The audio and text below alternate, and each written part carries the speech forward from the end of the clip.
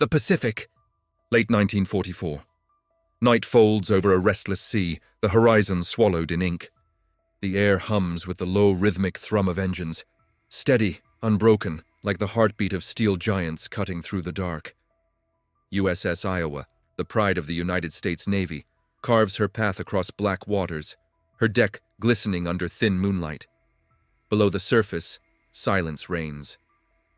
Then a sound, faint, mechanical. A pulse of sonar echoes through the deep. Far beneath, shadows move, long, slender, alive. Japanese submarines, their commanders tense and wordless, glide through the depths, calculating range and fate. Inside the Iowa's radar room, the green glow of screens paints faces pale. Pings echo, steady at first, then irregular. The crew senses something. A whisper of danger stirs, then a flash. A trail of bubbles bursts from below. Torpedoes break free, streaking upward like metallic ghosts. A warning bell screams across the decks. Men run, orders roar.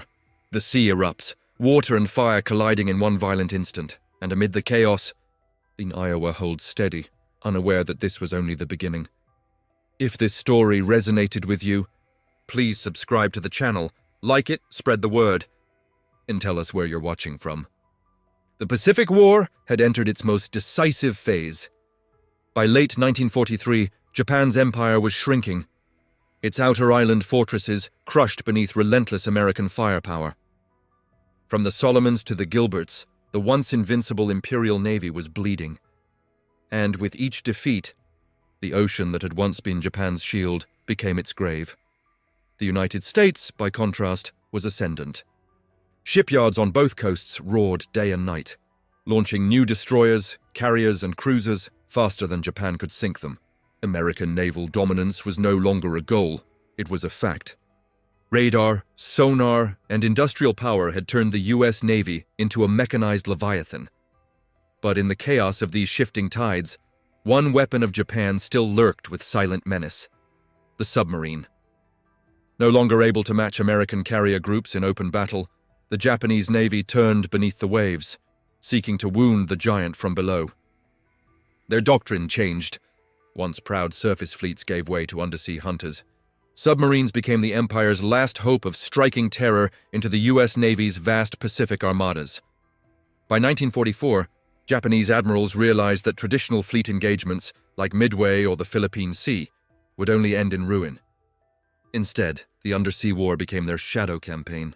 Their I-class submarines, large and long-ranged, were tasked with ambushing supply convoys, carriers, and most of all, the symbols of American naval might, the Iowa-class battleships.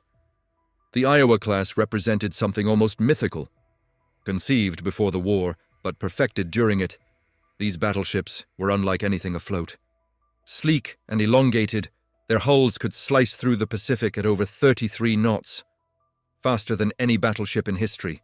Armed with 9 16-inch guns, capable of hurling shells the weight of small cars more than 20 miles, they embodied both elegance and devastation.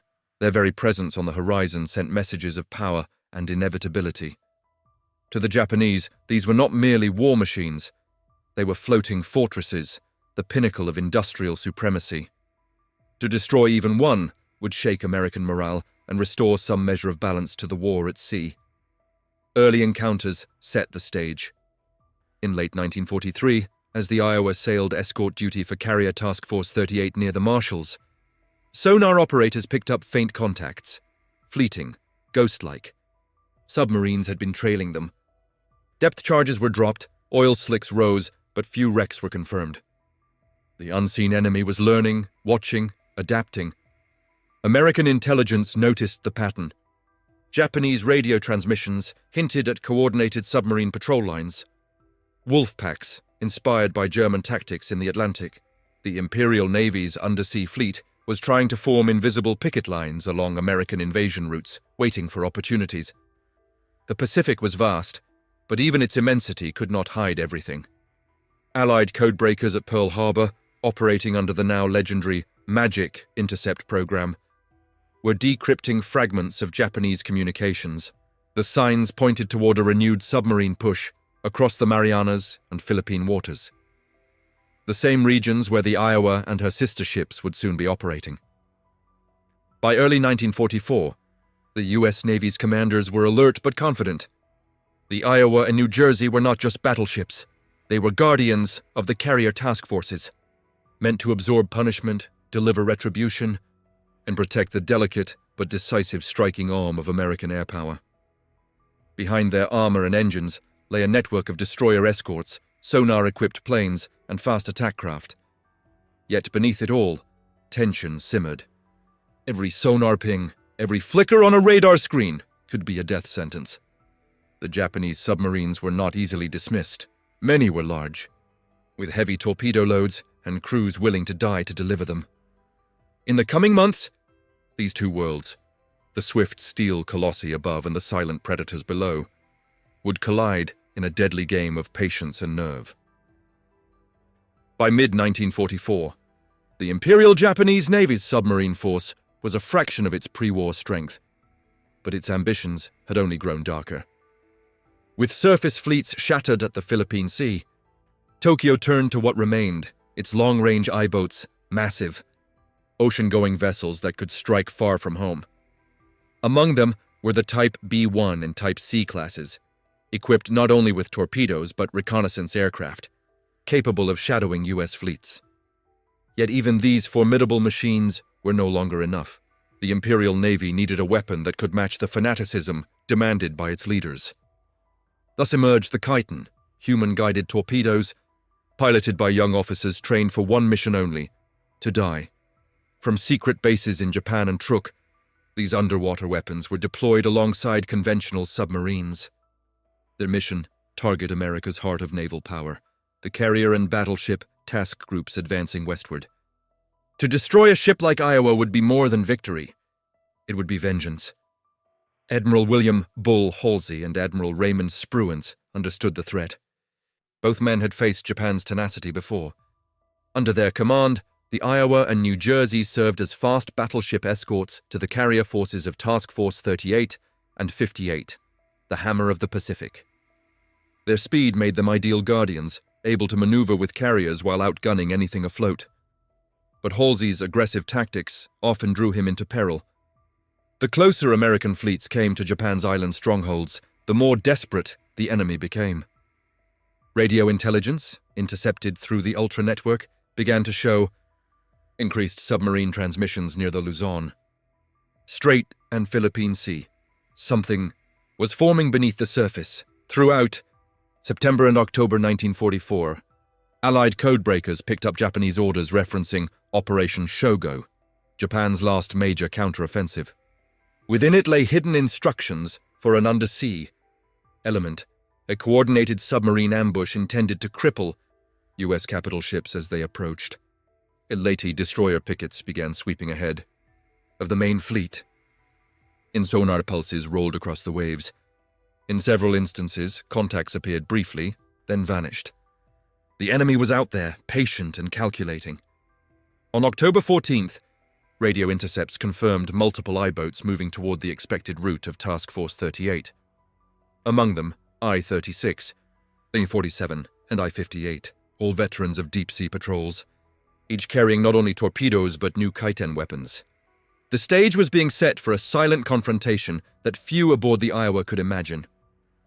As the Iowa and New Jersey steamed in formation, destroyer escorts such as the Sullivans and Yarnall fanned outward, forming a moving shield. Above, carrier aircraft scanned the horizon, hunting for periscopes and oil trails. Below, sonar operators listened to the sea's static, the rhythmic pulse of safety until it wasn't. To the Americans, these were just another day's precautions. To the Japanese, it was the prelude to an underwater ambush that might rewrite the war's balance. If only luck and courage would align. The tension was invisible but immense. Every man aboard the Iowa knew what a single hit could do. Torpedoes had already claimed proud names: Wasp, Yorktown, Indianapolis. Even the mightiest ship was vulnerable when the sea turned against her. In the days ahead, deep in the Philippine waters, the invisible war would break the surface. Torpedoes would flash upward, destroyers would dive into the attack, and the ocean would decide which nation's technology, courage, and discipline would prevail. The air inside the Iowa was thick with salt and vigilance. Life aboard one of the world's most powerful warships was a strange balance between confidence and quiet dread. Every man aboard understood that steel alone was not invincible. Beneath the calm of discipline lay the constant awareness that death could rise from below without warning. For days, the men had been on edge. The Pacific could be eerily silent at night.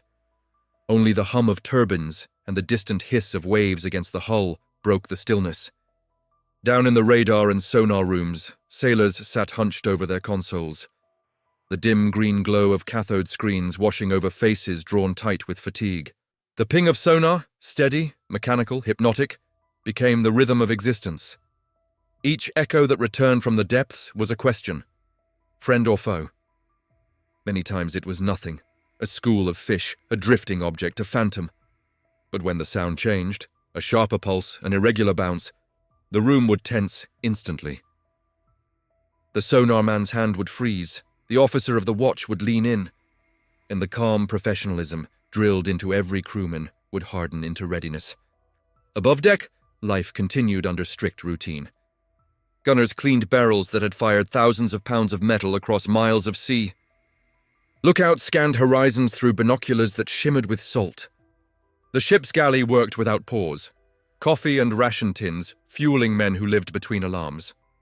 To them, the Iowa was both fortress and fragile home. Every bolt, every rivet, every shudder of the deck became a part of their memory. Beneath the precision of this human machine lay technology that had quietly rewritten the rules of naval warfare. The Iowa and her escorts carried radar and sonar systems that gave them eyes no human could match. Air search radar swept the skies for enemy planes, while surface search radar mapped the ocean around them, painting invisible contacts onto glowing scopes. But it was sonar, the heartbeat of the undersea war, that mattered most now. American advances had transformed it from crude detection into a refined science. Operators could judge range, movement, and even the depth of submarines lurking far below. Linked with destroyers and aircraft, these systems formed a web of vigilance across the sea. Then there were the weapons that turned detection into defense. Depth charges, cylinders packed with TNT, could be timed to explode at specific depths, crushing submarines under shock waves that traveled faster than sound. The newer Hedgehog mortars were even deadlier. Firing spiked bombs in forward arcs, they detonated only on contact, allowing precision attacks without losing sonar contact. Every destroyer that circled the Iowa was armed for that purpose, to kill what could not be seen. Coordination was vital. Once sonar made contact, data flashed through voice tubes, plotting boards, and bridge orders. Within seconds, a destroyer could alter course, accelerate, and drop an explosive net of fire across the suspected position. But across the same waters, under the same moonlight, men of another kind waited. Silent, claustrophobic and afraid. The crews of Japan's I-boats lived inside steel coffins, barely large enough to stand upright. Their mission was clear, but almost hopeless: to hunt American warships in seas now dominated by American aircraft and destroyers. For these men, the ocean was not protection. It was prison. Air was recycled, temperatures soared, and the constant hum of machinery filled the air with oil and sweat. Many had not seen sunlight in weeks. They moved by instinct and trust in their captain's voice, knowing that every sonar ping above could be the sound of their death approaching. The Imperial Navy demanded absolute sacrifice. The submarine service, once seen as elite, had become a suicide branch. Casualties reached staggering levels. Nearly 3/4 of Japan's submarine crews would never return. And yet they persisted, driven by duty, nationalism, and the haunting belief that one lucky strike could change the war. In those final months, they stalked giants like Iowa not as equals, but as ghosts. Their tactics relied on patience. Lying motionless, at periscope depth, engines silent, waiting for the distant vibration of screws that meant prey was near. Torpedoes were primed, courses calculated by slide rule and intuition. They had seconds to act: fire, dive, vanish, or be destroyed. As dawn rose over the Philippine Sea, these two worlds, the disc command at sea was never quiet. On the Iowa's bridge, Admiral William F. Halsey's orders came with precision and weight. Around him, officers traced enemy movements on transparent plotting boards, while lookouts relayed horizon reports. Coordination was a living organism, hundreds of men moving as one. The destroyers, the Yarnell, the Sullivans, Wedderburn, formed a protective ring, their sonar arrays sweeping in rhythmic intervals. Every few minutes, reports came in. No contact. Range clear. All sectors scanning. Yet beneath that routine, every officer knew what waited out there. Japanese I-boats had already claimed carriers and cruisers. One lapse could erase a fleet. Halsey and Spruance both relied on speed and formation discipline. The Iowa class, despite its immense size, was built not to lumber, but to lead. She could turn, accelerate, and redeploy faster than any battleship ever made. When intelligence reports hinted at I-boat concentrations ahead, the task force didn't slow. It tightened formation. Destroyers fanned outward. Carrier aircraft intensified patrols.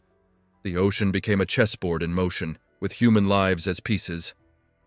Below deck, Captain John L. McCrea of the Iowa kept his crew calm. His orders were sharp, methodical. No theatrics, only precision. A misjudged maneuver could throw the formation into chaos. A hasty response could expose flanks to torpedoes. Leadership under pressure meant turning fear into focus. Each ship's captain had seconds to interpret sonar reports, to decide whether a blip on the screen was a school of fish or a deadly hunter. The destroyer escorts bore the heaviest burden. Their sonar men lived on a knife's edge, straining to hear faint echoes beneath layers of wave distortion. When contact came, it was instant tension. Engines surged, weapons armed, and the deadly ballet began. And yet, leadership extended far beyond tactics. It was about morale, holding men steady when the sea itself seemed to whisper death. Beneath the veneer of professionalism lay a shared, silent fear, the unseen enemy.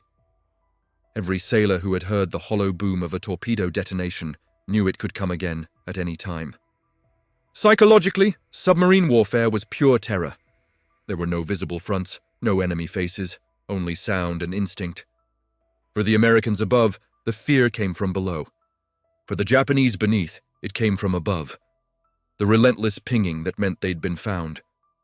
Both sides lived with that sound as a form of torture. The Iowa's sailors learned to control it. Fear was compartmentalized, acknowledged, but buried. Tasks were repeated until they became ritual. Men slept beside ammunition racks, ate within reach of battle stations, and carried gas masks even when skies were clear. Routine was survival. For the Japanese, fear turned inward. Their submarines, designed for long voyages, often operated with outdated torpedoes and unreliable periscopes. Many captains knew their odds were almost zero. Yet their loyalty, and often fatalistic faith, kept them moving forward. Some crews prayed to ancestors. Others sat in silence, staring at photographs sealed inside their bunks. When orders came to attack, there was no hesitation.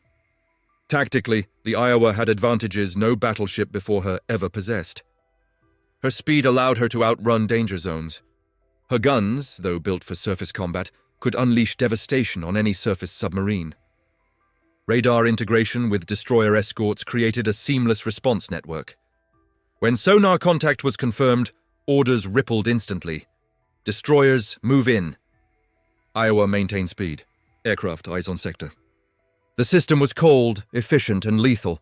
Torpedo wakes were countered with high-speed turns, propeller wash disrupting trajectories.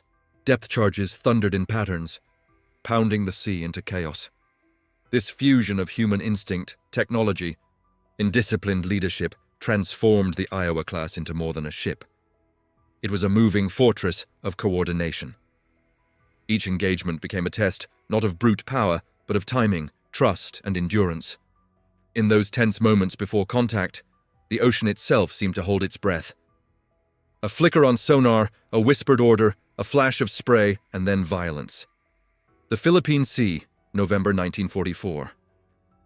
Night draped itself over the ocean in a thick, humid cloak. The fleet moved through rolling darkness, engines humming like distant thunder. Far above, clouds swallowed the moon. Only faint reflections of red signal lights marked the shadows of American warships cutting through the black. Among them, the USS Iowa and her sister New Jersey held formation, steady, silent, unstoppable. Below, in the crushing depths, the hunters waited.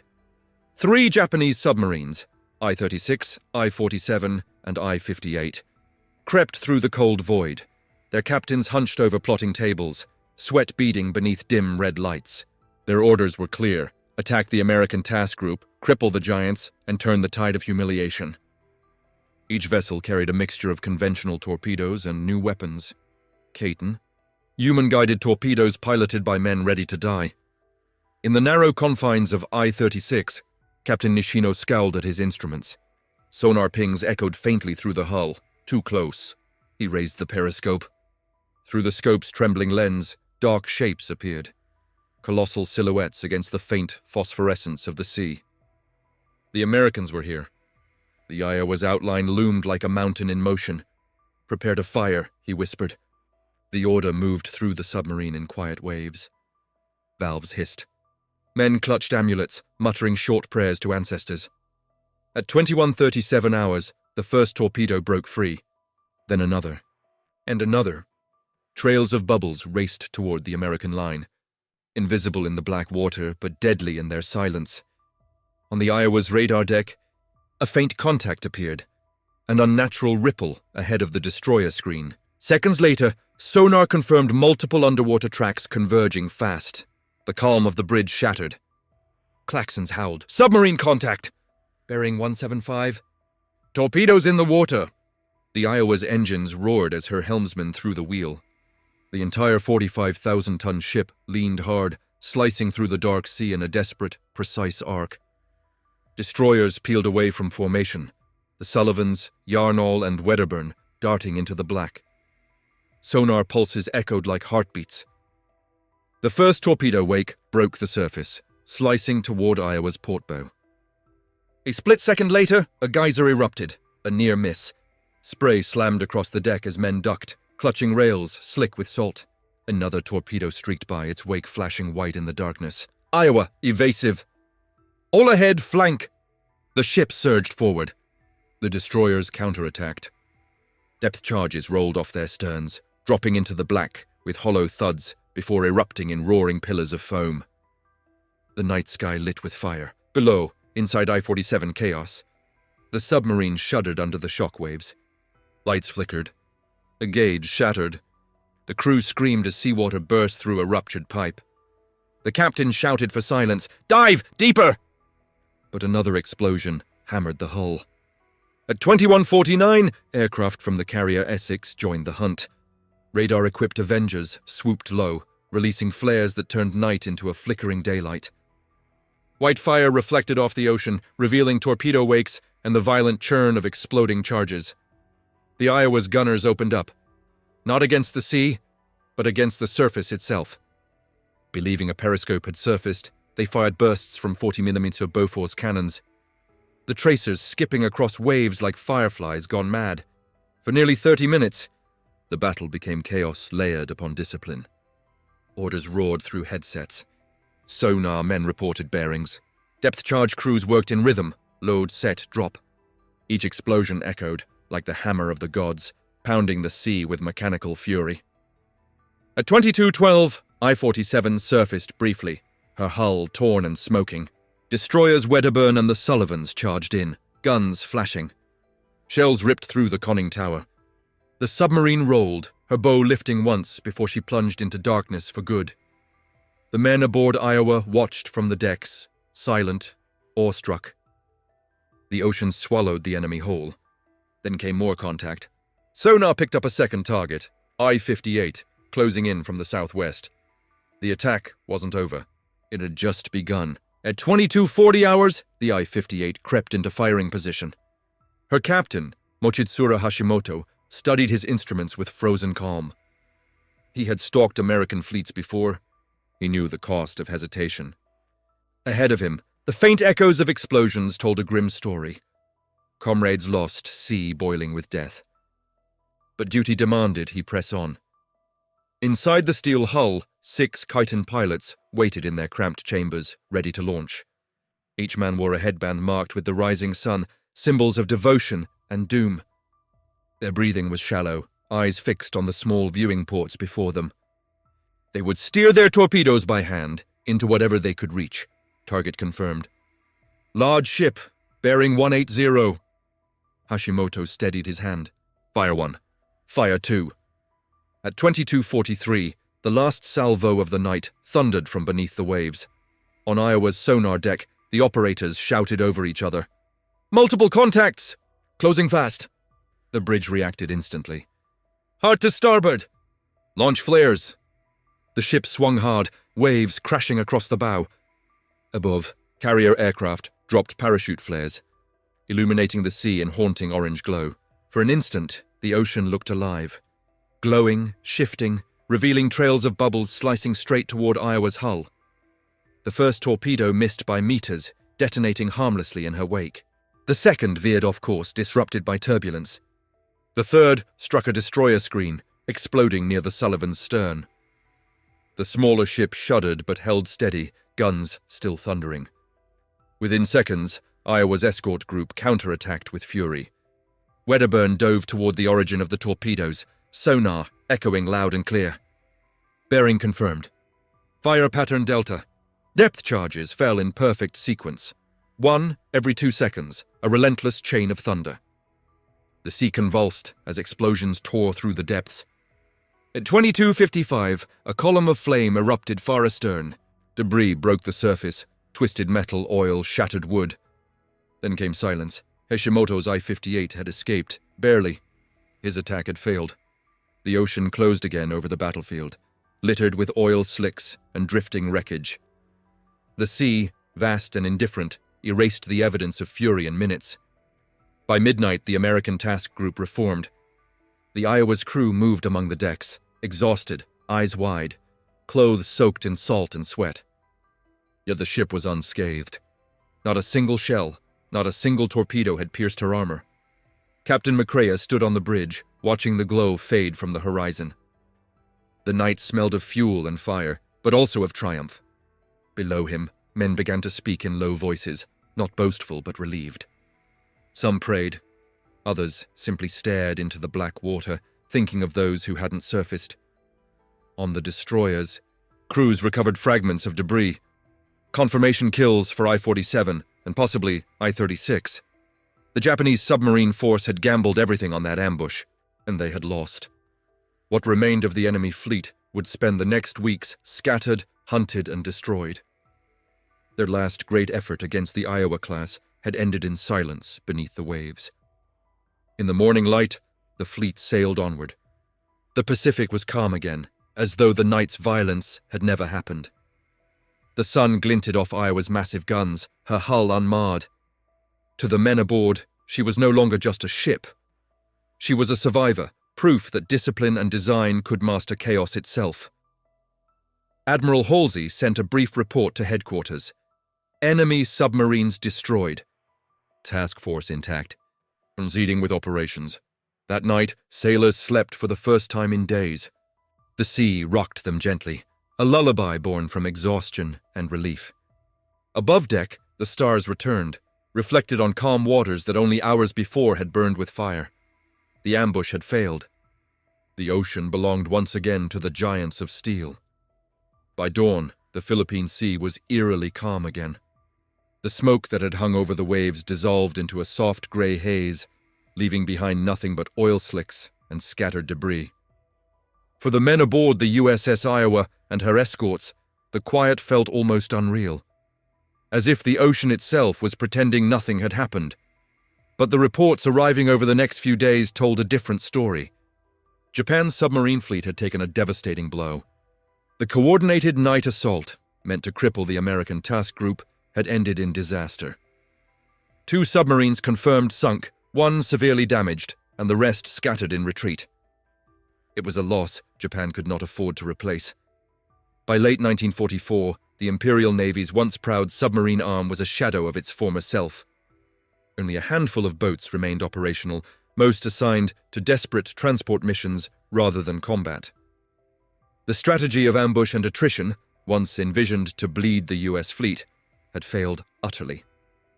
America's technological edge, teamwork, and relentless pressure had turned the tide beneath the waves. For Iowa and her sister ships, there was no pause. Within days, they were back in operation, steaming toward Leyte Gulf to support General MacArthur's return to the Philippines. The great guns thundered again, their 16-inch shells flattening enemy coastal defenses in bursts of orange and smoke. Later, in the battle for Okinawa, Iowa's anti-aircraft batteries filled the sky with tracers, fending off kamikazes as Japanese desperation reached its peak. Everywhere they went, the Iowa-class ships carried not only firepower, but a sense of invincibility. They had endured torpedoes, storms, and suicide attacks, and emerged unbroken. Their speed, armor, and coordination had made them legends among sailors. One crewman aboard New Jersey wrote in his diary, "We feel like we're sailing on the edge of the world, and nothing can touch us. Every night the ocean burns, and every morning we keep moving forward." Official reports from the Navy's Pacific Command echoed that sentiment in more restrained terms. The Iowa-class battleships, once criticized as relics of another era, had proven indispensable. Their radar systems coordinated vast task forces. Their guns supported invasions across hundreds of miles of ocean. Their presence alone deterred enemy surface forces from challenging American dominance. By the summer of 1945, as Japan's navy crumbled, Iowa herself took on a new role, that of a symbol. She steamed toward Tokyo Bay as the war drew to its end, her decks lined with sailors who had survived years of relentless combat. When Japan finally surrendered, it was beneath the gaze of another Iowa-class giant, the USS Missouri, where the formal signing took place. For the men who had fought beneath those towering guns, the memory of the submarine ambush remained vivid. They remembered the tension of sonar pings echoing through the hull, the explosions rolling beneath the waves, and the eerie quiet that followed. In their minds, it had been the moment when the tide of unseen warfare turned, when the hunters became the hunted. One radar operator later recalled, "We used to fear what was below us. That night, we learned that fear cuts both ways." The Pacific campaign rolled on, but the outcome was no longer in doubt. The ocean belonged to America's fleet, to the carriers, the cruisers, and above all, the mighty Iowa-class battleships, whose silhouettes against the dawn had become the very image of naval supremacy.